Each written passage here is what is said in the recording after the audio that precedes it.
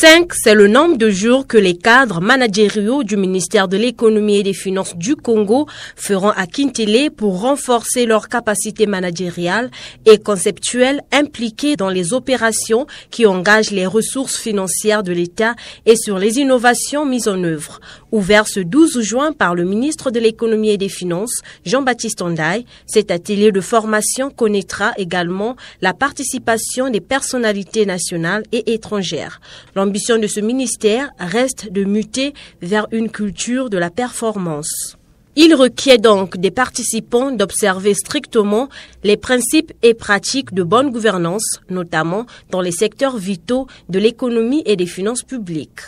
À cet effet, jouant un rôle déterminant dans le processus de mise en œuvre des politiques publiques, les cadres managériaux sont appelés à s'approprier pleinement des outils tant théoriques que pratiques qui conditionnent l'efficacité et l'efficience.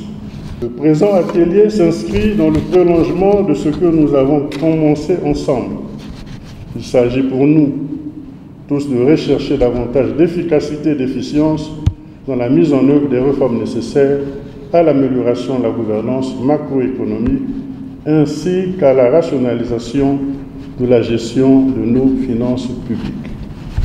L'appropriation des réformes dans les domaines de la gestion macroéconomique et des finances est un processus de longue haleine et itératif. Voilà pourquoi les participants sont et seront donc appelés à s'enquérir des exemples de leadership pour la bonne réussite des programmes d'activité.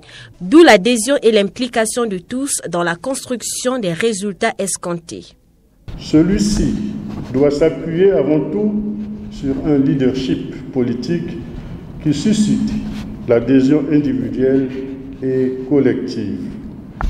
Ce processus exige aussi un changement de mentalité.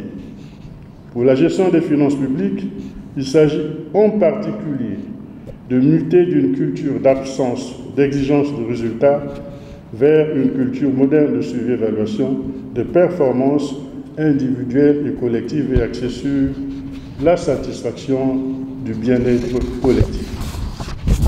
Cette mutation appelle un changement organisationnel et institutionnel.